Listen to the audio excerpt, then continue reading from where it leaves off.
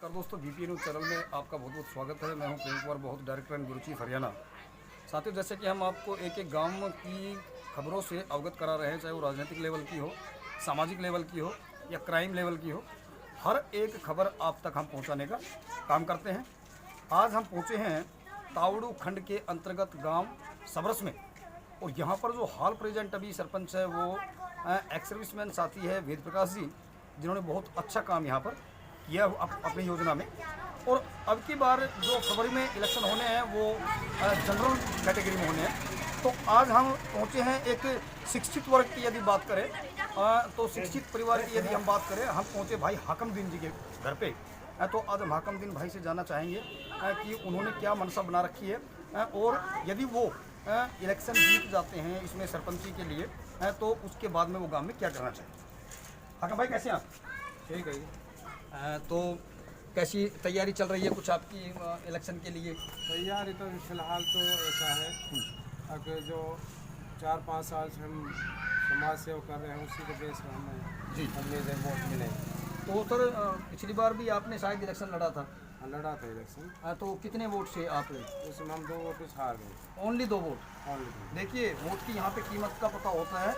एक वोट भी यदि कम रह गई तो भी कोई प्रार्थी चाहे कितना भी सक्सेसफुल क्यों ना हो, वो भी हार का सामना करना पड़ता है। लेकिन अब की बार जो समाज सेवा भाई साहब ने की है उस समाज सेवा को ध्यान में रखते हुए मन बनाया है कि अब की बार मैं फिर इलेक्शन फाइट करूँगा सरपंच के लिए।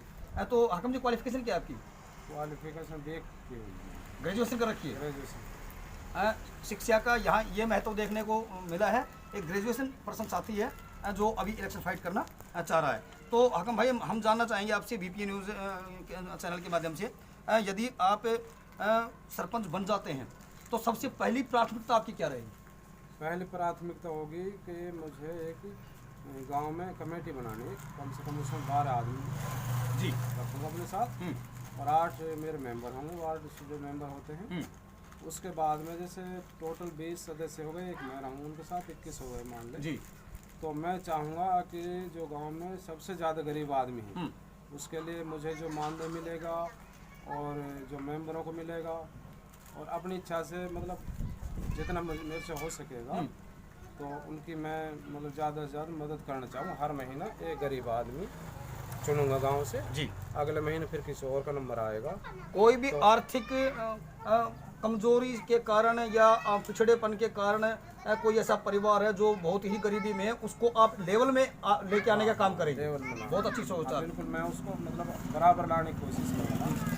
और उसके बाद में जैसे कोई गरीब है, लड़की की शादी करनी है, उसकी मतलब मदद करना चाहूँगा। जी, तो देखिए, ये एक भावना व्यक्त की है भाई ने।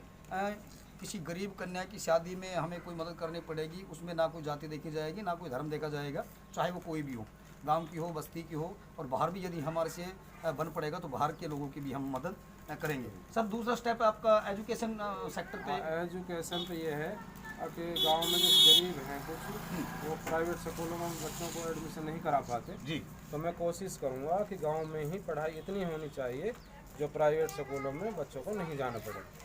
तो उसके लिए मैं सप्ताह में 2 या 3 बार स्कूल खुद जाऊँगा और एक कमेटी बनाऊँगा, 3 या 4 आदमियों को मतलब डेली जाएगी स्कूल, और बच्चों को जैसे क्लास वाइज खड़ा करके उनसे पूछेगी मतलब क्या कुछ पढ़ रहे हैं, कुछ मतलब प्रोग्रेस है या नहीं। प्राइवेट स्कूल की तर्ज पे सरकारी स्कूल को आप बनाना चाहते हैं, बच्चों को सारी फैसिलिटीज मिले वहाँ पे और हमारे बच्चे मेरिट में भी निकल के आए। मेरिट में निकलता है, हाँ बिल्कुल यही उद्देश्य है मेरा जी। बाकी अच्छा, हेल्थ पे क्या कहना चाहेंगे हाकिम भाई? हेल्थ में मैं चाहूँगा कि हमारे गांव में जो PHC बननी चाहिए, और उसके बाद में पशुओं थोड़े ज़्यादा रखते हैं हमारे गांव में, तो उसके लिए भी मैं चाहूँगा कि एक पशुओं की हॉस्पिटल भी गांव में होनी चाहिए। तो देखिए, किसी प्रकार की कोई द्वेष भावना नहीं है इनके दिल दिमाग में, और बिल्कुल आत्मा के साथ इन्होंने बताया हाकिम भाई ने कि मैं पूरे अपने समाज को साथ लेके चलूँगा, पूरे गांव बस्ती को ध्यान में रखते हुए, और मेरी इच्छा ये रहेगी कि मेरे गांव में कोई गरीब तबके का परिवार ना रहे, सब हमारे लेवल में आके रहे, हर तरह से उनकी हम मदद करेंगे। एक हाकिम भाई, मैं आपसे जानना चाहूँगा, क्योंकि आजकल सभी फेसबुक, यूट्यूब वगैरह चेक करते रहते हैं।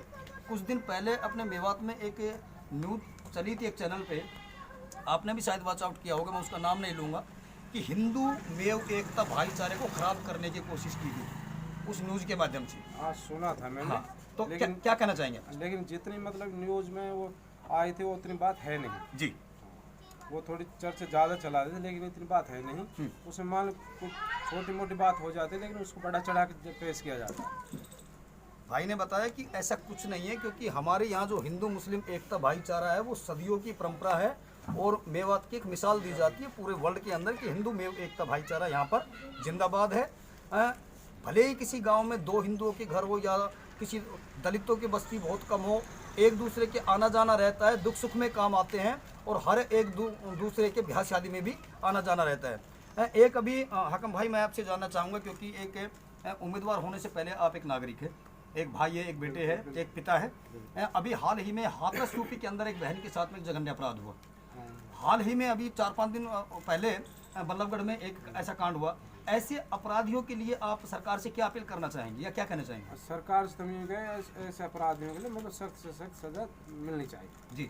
वो चाहे किसी भी कास्ट का हो और किसी भी धर्म, मतलब एक सख्त सजा मिलनी चाहिए जो कि जो दूसरा आदमी सुनने के बाद में ऐसे काम करने की सोचे भी नहीं। जी। तो देखिए भाई ने बताया कि ऐसे जो इस प्रवृत्ति के जो अपराधी होते हैं उनकी ना कोई जाति होती है, ना कोई धर्म होता, ना कोई संप्रदाय होता, ना कोई वर्ण होता है। अपराधी की संज्ञा केवल अपराधी है, और अपराधी को कड़ी से कड़ी सजा दी जानी चाहिए। और आप सरकार से क्या अपील करना चाहेंगे? सरकार से तो यही अपील है कि मतलब कुछ अब जैसे हमारे गांव में पंचायत की तरफ से कोई ज़मीन वगैरह भी नहीं है। जी जी।